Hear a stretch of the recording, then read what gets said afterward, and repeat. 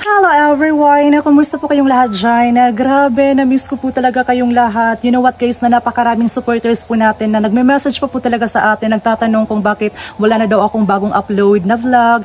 Kasi nga, nabisi po tayo nung mga nakaraang buwan na nagpe-prepare po tayo for the upcoming licensure examination for teacher guys.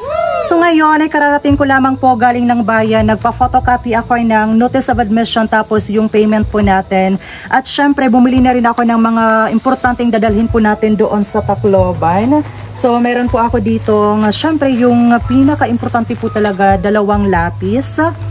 Tapos meron din ditong ruler and syempre may ball pen.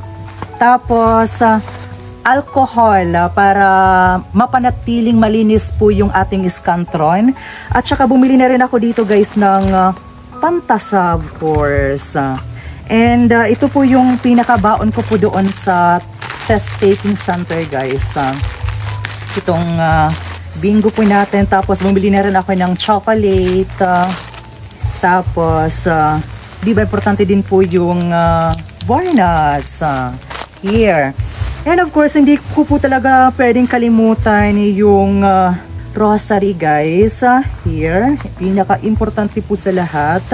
Tapos ito siya guys, yung rosaryo po. Always ko po ito siyang dinadala every time na may mga laban po ako na sinusuong. Tapos ito din po siya, actually binigay po sa akin ito ng isang matanda doon sa Tacloban City guys. Ito po siya, napaka-memorable po sa akin ito. And of course, yung CBRC na bracelet, pinaka-importante din po ito siya sa akin. Kasi nung mga panahon na estudyante pa lang ako, inisip ko talaga na sana sa susunod na mga panahon, isa ako sa mabigyan ng pagkakataon na makapagsuot ng ID ng CBRC. And you know what guys, na grabe po talaga si Lord. Pangarap ko lang po talaga na magkaroon ng ID, ma-experience yung pag-review. You know what, napakalaki po nang ibinigay sa akin ni Lord kasi naging scholar po ako ng CBRC Tacloban. Maraming salamat po sa mga staff, kina Dr. Carl Ibalita. Thank you so much po sa opportunity at saka sa experience po na ito. And of course, bumili na rin ako guys ng bagong toothbrush and yung sabon. Oo. Lahat na po ito sa buhok at saka yung Colgate. Ayan. Isang gabi lang naman po ako doon, di ba? And of course, hindi ko po talaga pwedeng kalimutan yung ating ayan, may collar na white. Ito po yung susuotin po natin doon sa Tacloban. And yung pinaka-importante po sa lahat, yung pulang brief guys. Nagkakaubusan na po talaga ito sa mga mall, sa mga tindahan. Kaya ako ito na, meron na ako. Hindi na ako magkakaproblema. At saka ito rin po yung isa sa mga pamahiin na dapat red daw po yung brief po natin doon. So ngayon alam nyo na guys, brief. At this very moment, grabe na po talaga yung nararamdaman naming kaba at saka excitement na rin as well. Kasi grabe, papalapit na po talaga yung board exam. Kaya sa lahat ng mga solid supporters po namin out there, kailangan po talaga namin yung moral support nyo guys. Sa pamamagitan po ng pag-leave ng comment ng mga magagandang mensahe, yung mga tips nyo po para sa amin, at saka yung mga paalala nyo guys sa mga magtitake ng board exam. Babasahin po namin yung mga comments nyo kasi kailangan po talaga namin yung moral support guys.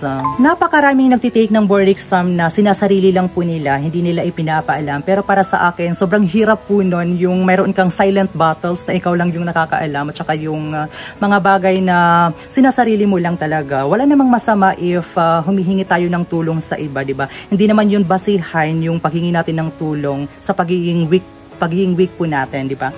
Kaya guys, I'm so happy and based on my experience na nalalaman nila guys na magtitake ako ng board exam is nagkaroon ako ng opportunity at saka may mga tao talaga na mabubuting puso na handang tumulong po sa atin. Shout out kay Christian Balais guys kasi pinahiram niya po ako ng reviewer guys sa ating majorship na English.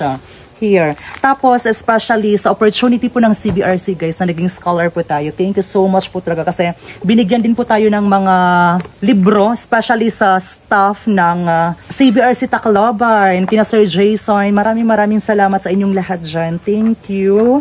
sobrang laking tulong po ito para sa akin.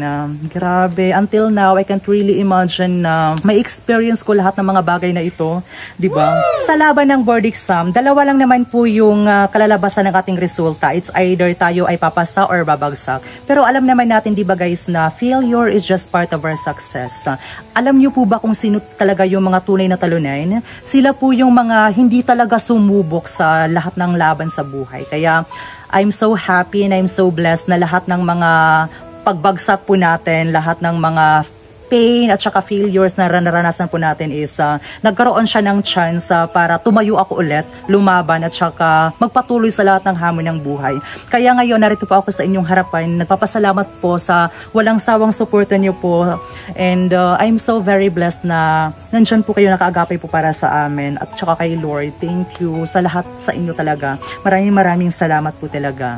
Ayan everyone, so before I end this video, gusto ko lamang pong sabihin sa lahat po na makagaya ko magte-take ng board exam na napakarami na pong sinakripisyo po natin sa laban na ito, at saka lahat ng hirap at saka sleepless nights po na pinagdaanan po natin is alam naman natin na magkakaroon siya ng napakagandang bunga, di ba guys?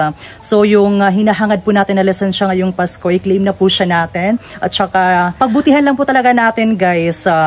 God bless sa ating lahat, at saka mag-iingat po kayo palagi, huwag magpa-pressure, basta mag-pray lang po talaga tayo. So once again, maraming salamat. Break a leg everyone. Thank you.